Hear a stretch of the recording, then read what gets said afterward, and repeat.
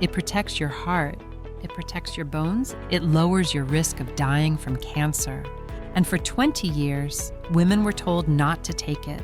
Millions of women spent the last 2 decades suffering through nights they couldn't sleep, days they couldn't think straight, and bodies that felt like they were working against them.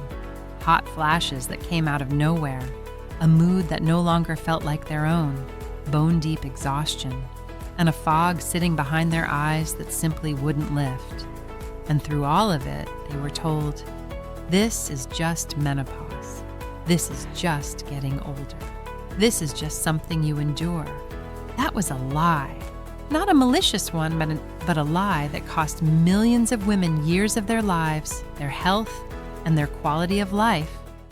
Today, I am coming to you live to talk to you about menopause hormone therapy.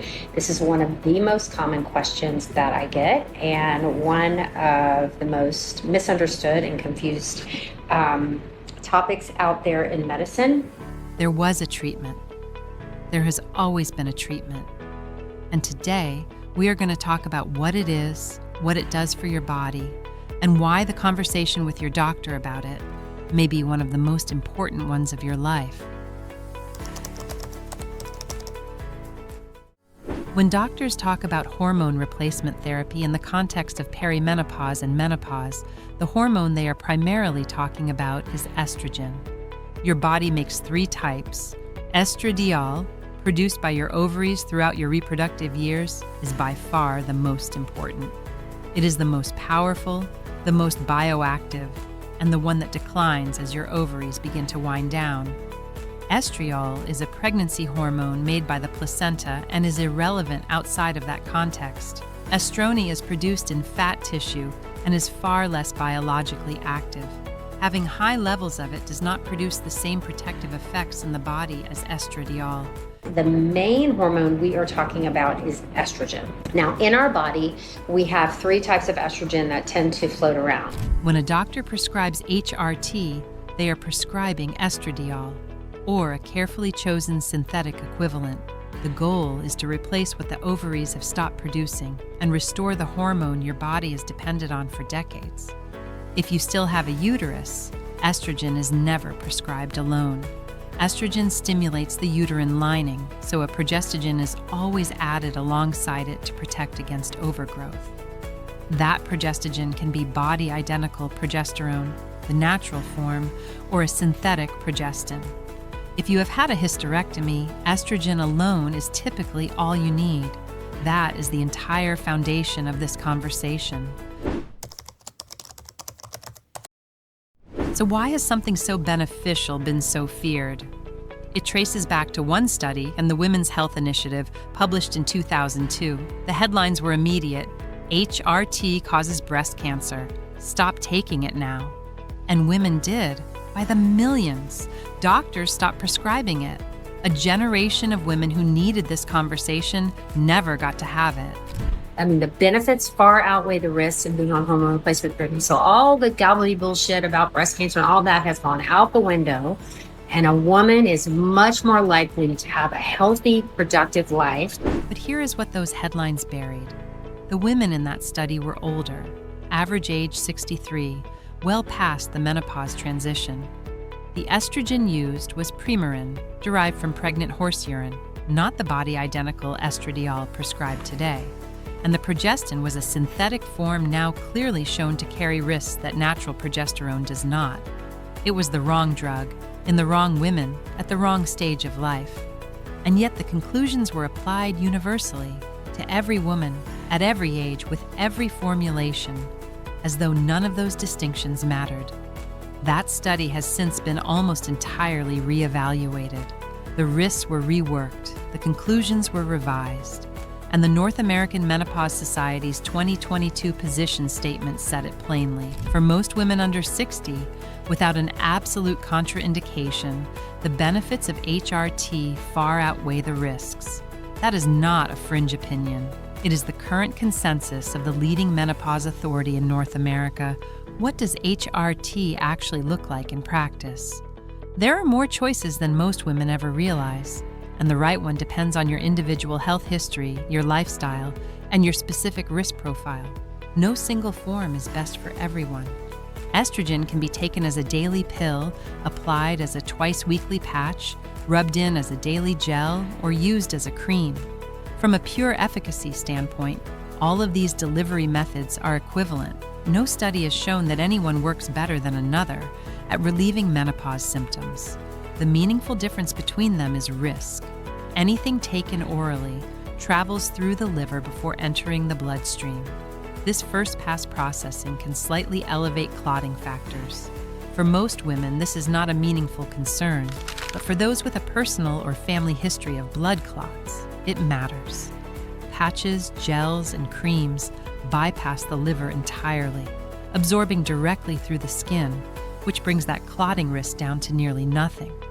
This distinction is critical because many women have been flatly told they cannot take HRT due to a clotting history, when in fact, a transdermal option would have been perfectly safe for them the entire time. If that has happened to you, it is absolutely worth going back to your doctor and asking specifically about the patch or gel. I wanted transdermal because I wanted to decrease my risk of blood clots. They don't run in my family. I don't have any genetic risk that we know of. But I thought oral versus transdermal, and two, I'm kind of forgetful and I don't remember to do things every day, not every day. Compounded pellets are often marketed as the most natural, most premium form of HRT. But when the FDA tested the 10 largest compounding labs producing them, they found a 34% discordance between what was on the label and what was actually inside, more than 1 in 3. Your regular pharmacy runs at about 2%. Pellets are also almost never covered by insurance, meaning women pay hundreds of dollars out of pocket for a product whose dose cannot be verified. Effective, body-identical HRT is available for around $20 a month, no pellet required. And when the FDA did go and do secret shopper testing on the 10 largest compounding labs that were making pellets, they found a 34% discordance in what they said was in the pellet and what was actually in the pellet. If you have a uterus and need a progestogen alongside your estrogen, the type you take genuinely matters.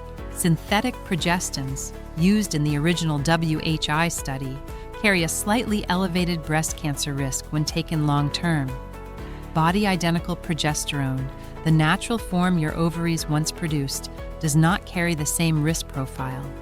Since body-identical progesterone doesn't absorb well through skin, most women combine a transdermal estrogen patch with an oral progesterone capsule taken at night. It is a simple, effective, and thoroughly studied combination. Now, as far as what progesterone to take, there's synthetic progestins, which is what was used in the breast cancer studies, which have been shown to increase breast cancer. And then there's actual body identical, which is just progesterone.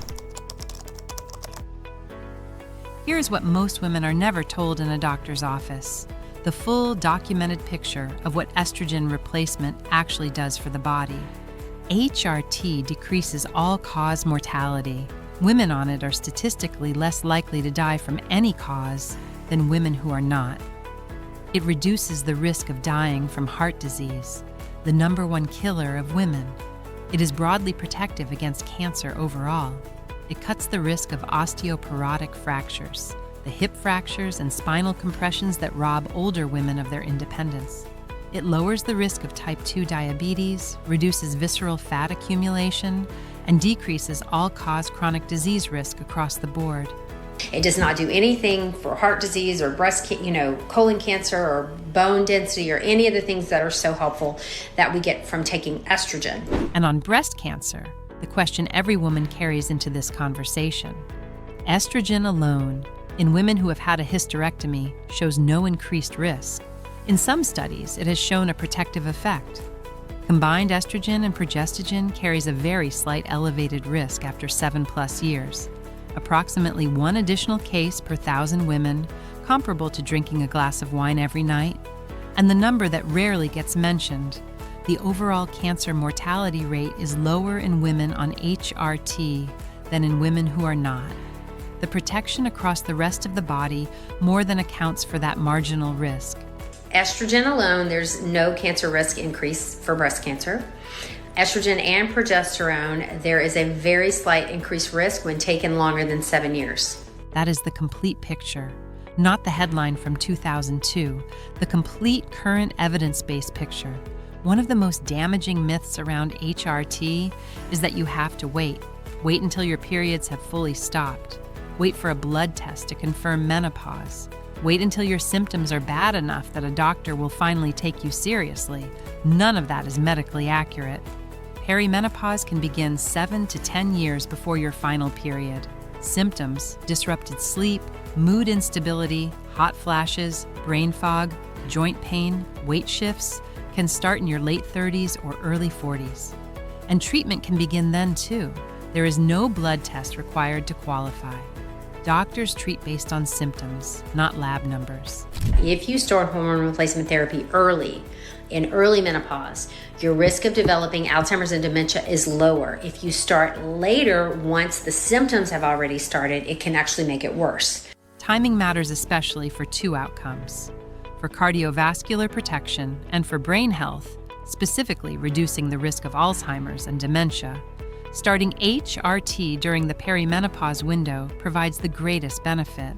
Starting too late, once cognitive symptoms have already progressed, may not deliver the same protection, and in some cases could be counterproductive. The window is real. It opens during perimenopause. The women who benefit most are the ones who start the conversation before things get bad. Genuine contraindications exist and must be discussed with your doctor.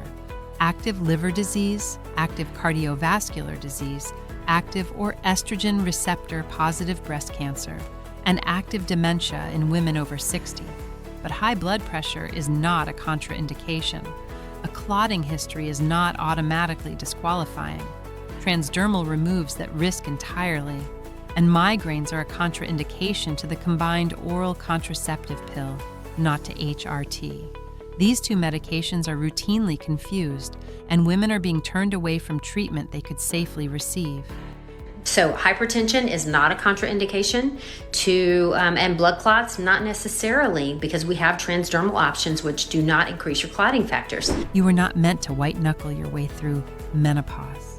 The hot flashes that derail your day, the nights you lie awake at 3 a.m, the mood that no longer feels like yours, the body changing without your permission. These are not the price of getting older.